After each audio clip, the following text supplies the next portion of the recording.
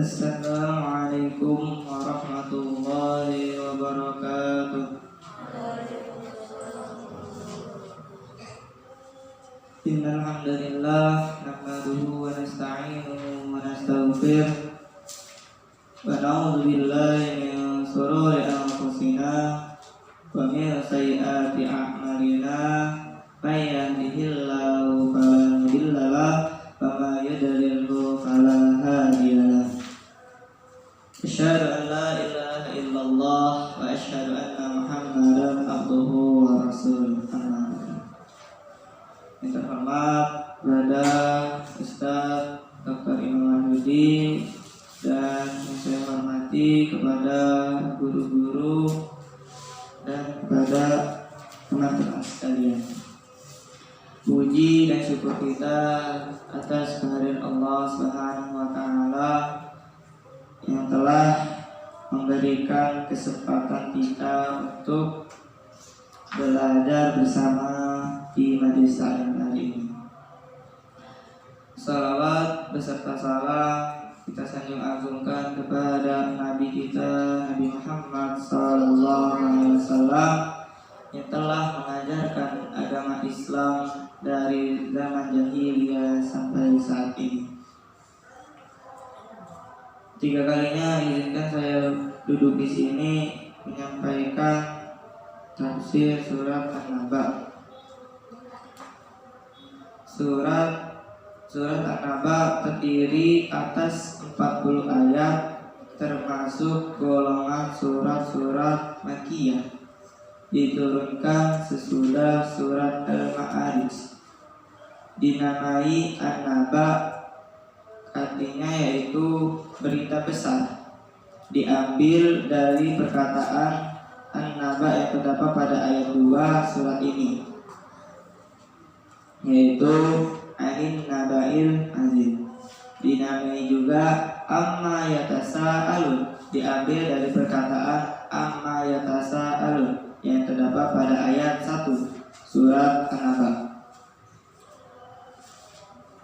Pokok-pokok isinya yaitu tentang keimanan, pengingkaran orang-orang musyrik terhadap adanya hari berbangkit, dan ancaman Allah terhadap sikap mereka itu. Kekuasaan Allah Subhanahu wa taala yang terlihat dalam alam sebagai bukti adanya hari berbangkit. Peristiwa-peristiwa yang terjadi pada hari berbangkit, azab yang diterima orang-orang yang mendustakan ayat-ayat Allah, serta kebahagiaan yang diterima orang-orang mukmin di hari kiamat, penyesalan orang-orang di hari kiamat. Bismillahirrahmanirrahim. Kita melangkah ke ayat pertama, yaitu Amma yatasa'alun 'anin naba'il azim alladzi hum fihi mukhtalifun kalla saya'lamun summa kalla saya'lamun. Tentang apakah mereka saling bertanya-tanya tentang berita yang besar yang mereka perselisihkan tentang ini. Sekali-kali tidak, kelak mereka akan mengetahui, kemudian sekali-kali tidak, kelak mereka akan mengetahui. Tafsir dari ayat 1-5, sebabnya mereka bertanya karena orang-orang musyrik diajak Nabi Muhammad SAW agar bertauhid supaya mensucikan Allah Subhanahu wa taala, dan Nabi Muhammad SAW memberikan penjelasan bahwa setiap manusia setelah mati kelak bakal dihidupkan kembali oleh Allah Subhanahu wa taala untuk menghadap ke pengadilan, yaitu pengadilan Allah Subhanahu wa taala, untuk menerima pembalasan amal yang dilakukannya di dunia, entah itu buruk, entah itu baik. Semua itu akan dihisab pada hari kiamat, dan itu waktunya yaitu pada waktu pengadilan. Ya, ayat selanjutnya yaitu ayat 6. Alam naj'alil arda mihada wal jibala autada wa khalaqnakum azwaja wa ja'alna nawmakum subata wa ja'alna al-laila libasa wa ja'alna an-nahara ma'asya. Bukankah kami telah menjadikan bumi itu sebagai hamparan dan gunung-gunung sebagai pasak, dan kami jadikan kamu berpasang-pasangan, dan kami jadikan tidurmu untuk istirahat, dan kami jadikan malam sebagai pakaian, dan kami jadikan siang untuk mencari penghidupan. Tafsir dari ayat 6-11 ini, ayat-ayat ini perlu kita sentuh supaya kita mengerti besarnya kekuasaan Allah dan kebesaran Allah Subhanahu wa taala, supaya kita bisa mensyukuri dan mengagungkan Allah Subhanahu wa taala terhadap nikmat-nikmat Allah yang sudah diberikan kepada kita. Dan ayat selanjutnya itu dari ayat 11.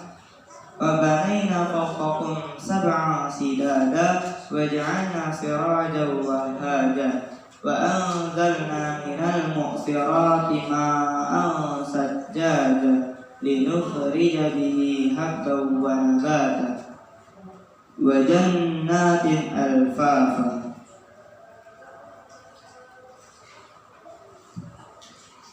Dan kami jadikan siang untuk mencari penghidupan, dan kami bangun di atas kamu 7 buah langit yang kokoh, dan kami jadikan pelita yang amat terang matahari, dan kami turunkan dari awan air yang banyak tercurah, supaya kamu tumbuhkan dengan air itu biji-bijian dan tumbuh-tumbuhan dan kebun-kebun yang lebat. Tafsirnya dari ayat 11 sampai 16 ini, Allah menjadikan siang untuk bekerja, sebagaimana seandainya aku menjadikan malam terus, tandanya adanya siang. Apakah ada yang sanggup mendatangkan siang atau cahaya? Aku sudah membuat bangunan langit ketujuh yang kuat yang ada di atas kamu. Apakah kamu tidak mengawasi itu? Aku sudah membuat matahari yang hidup dan menerangi. Apakah kamu tidak melihatnya? Apakah kamu tidak mengetahui? Aku telah menurunkan air dari mendung. Dan apakah kamu tidak mengetahui seperti itu besarnya kekuasaan Allah Subhanahu wa taala? Apakah Tuhan yang sifatnya seperti itu tidak bisa menghidupkan manusia yang sudah mati? Pasti tentu saja bisa, karena Allah Subhanahu wa taala itu adalah Rabb semesta alam, dan Ia juga yang menciptakan manusia. Apa perlu Allah Subhanahu wa taala menurunkan air? Perlunya untuk menumbuhkan tumbuh-tumbuhan. Jika kamu bisa mengawasi atas dan bawah, sudah berapa tahun kita hidup? Apa ada yang sempal? Atau ada matahari redup sinarnya?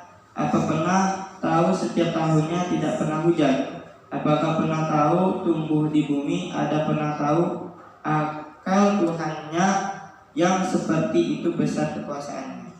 Jadi, apakah kita seumur hidup kita ini melihat bahwa kekuasaan Allah Subhanahu wa taala itu ada yang sempal atau ada yang bolong, dari misalnya langit yang terbelah di semasa hidup kita, ataukah kekuasaan Allah Subhanahu wa taala yang lain? Jadi Allah Subhanahu wa taala itu bisa membangkitkan manusia kembali, yaitu pada hari kiamat. Ayat 17 sampai 20. Yauma yunfahu fi suri fatatuna afwaja wa futihatis samaa'u fakanat abwaba wa suyyiratil jibalu fakanat saraba. Kehebatan hari berbangkit. Sesungguhnya hari keputusan adalah suatu waktu yang ditetapkan, yaitu hari yang pada waktu itu ditiupkannya sangkakala, lalu kamu datang berkelompok-kelompok dan dibukalah langit, maka terdapatlah beberapa pintu dan dijadikanlah gunung-gunung, maka menjadi fata morgana. Ya, jangan kita itu merasa sombong, karena pada suatu ketika atau pada suatu saat atau besok bakal ada pengadilan dari Allah Subhanahu wa taala, hari yang sudah ditentukan oleh Allah Subhanahu wa taala, yaitu pada hari kiamat, yaitu ketika malaikat Israfil meniup sangkakala, maka kamu semua kembali hidup dari mati. Dari kuburnya tidak ada manusia satupun yang tidak hidup. Dan besok pada suatu ketika langit akan dibuka oleh Allah Subhanahu wa taala dan tampak langit-langit lainnya. Jadi kalau sudah waktu tibanya, waktunya yang sudah ditetapkan oleh Allah Subhanahu wa taala, yaitu hari kiamat, Allah Subhanahu wa taala itu menunjukkan kebesarannya, yaitu membuka pintu langit dan tampaknya langit, yaitu langit-langit yang lain, dan gunung-gunung akan lepas pada tempatnya, atau gunung itu seperti paku yang ia bisa lepas dari tempatnya walaupun dia kokoh tadinya, dan berjalan di awang-awang, dan akhirnya semuanya hancur. Jadi kalau pada hari kiamat kelak, semua manusia itu hanya dapat seperti laron yang berterbangan dan akan hancur, dan ia tidak ingat mau itu sahabatnya, mau itu saudaranya, mau itu orang tua yang ia cintai, itu ia tidak ingat lagi, karena ia menguruskan diri sendiri. Dan di hari kiamat kelak, ditulis ya yang ini, ada di hari kiamat kelak ada 10 golongan yang berada di padang mahsyar.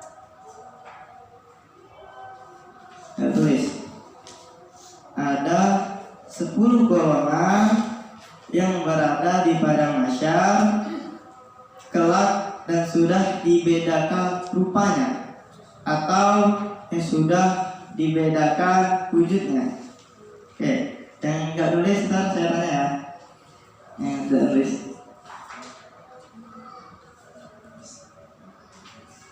Pada diri masing-masing, yaitu sudah dibedakan rupanya.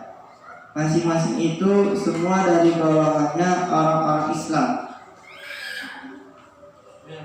Orang-orang Islam itu udah pada hari kiamat sudah dibedakan rupanya atau wujud mukanya, yaitu diganti oleh Allah Subhanahu wa taala. Sebagian ada yang memakai tulis ya, ada yang diganti oleh Allah Subhanahu wa taala,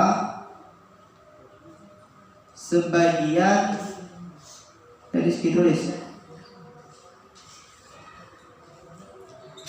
10 golongan yang atau yang tampak muka wajahnya itu diganti. Ada 10 golongan.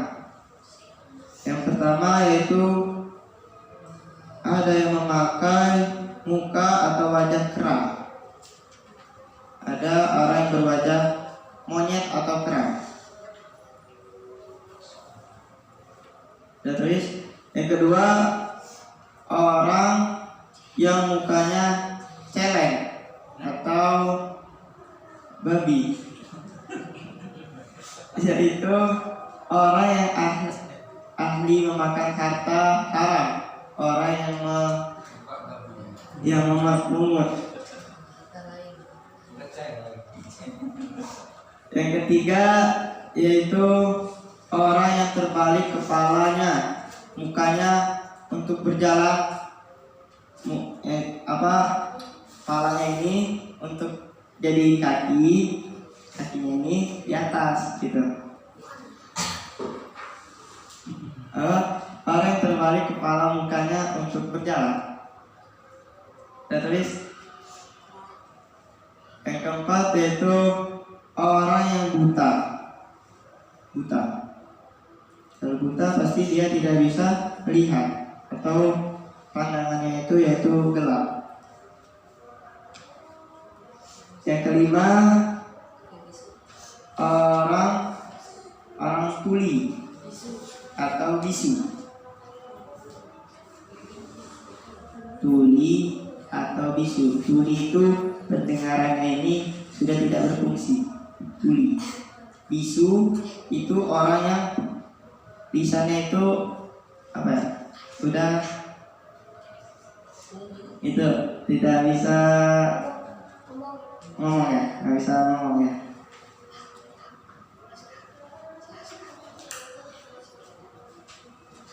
Dari tulis semua.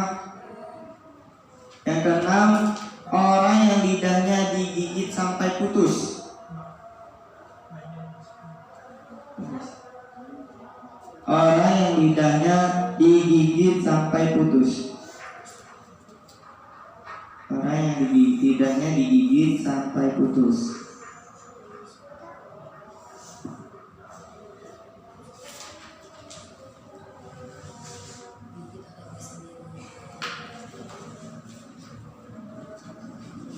Lidahnya putus. Iya, orang yang lidahnya digigit sampai putus.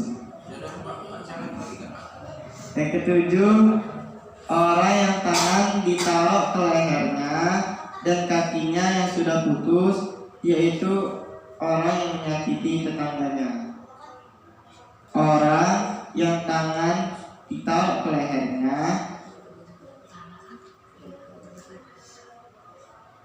dan kakinya yang sudah putus. Itu karena azab apa itu? Orang yang menyakiti tetangganya.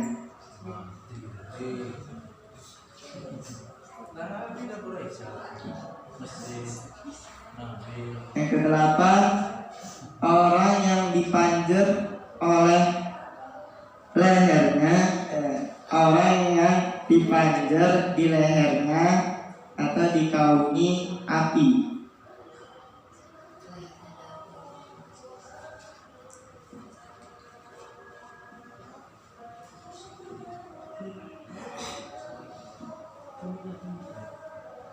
Orang yang dipanjer di lehernya yaitu di api.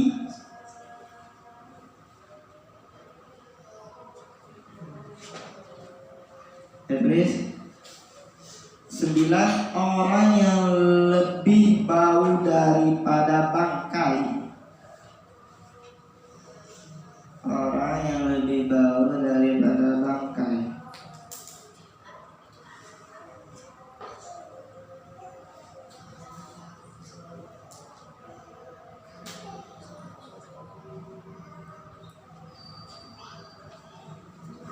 adalah orang yang lebih baru daripada bangkai. Yang ke-10, orang yang memakai pakaian dari duri.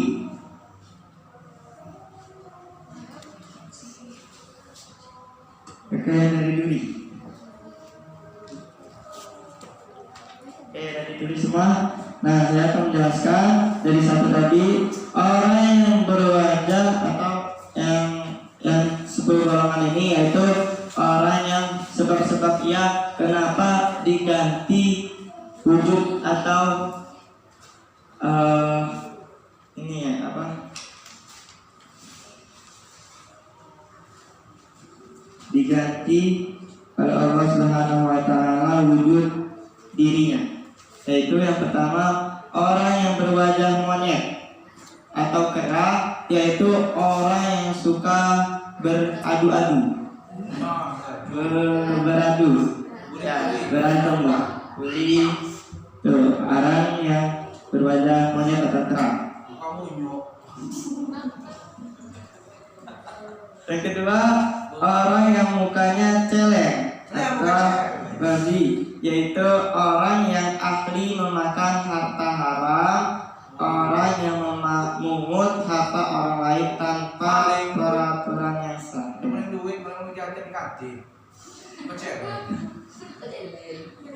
Ya, maling harta orang itu ya bisa dikatakan orang maling. Ada sayur mie, laju baksonya hilang semua. Nah, itu dia bisa mukanya bisa diganti menjadi wajah celeng karena makanan-makanan yang dia makan yaitu makanan yang tidak jelas dan makanan yang haram pastinya. Maling, Ya, maling. Merampok yaitu mencopet. Nah, yang ketiga, orang yang terbalik kepala mukanya untuk berjalan, yaitu orang yang memakan riba. Nah, aduh, racing segala. Bang. Orang yang memakan riba itu seperti apa?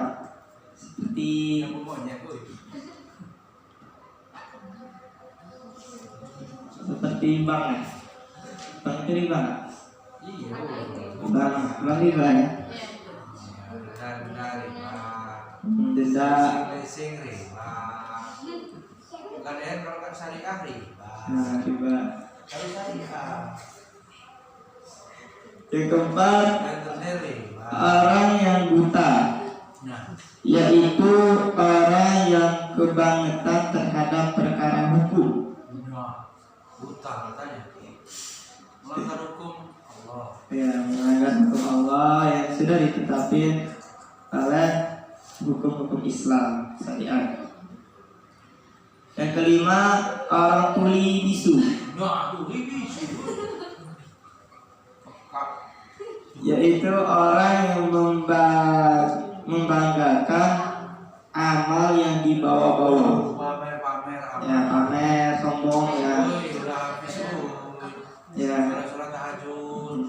dia membanggakan amalan yang dibawa-bawanya. Sudah bisa khotbah.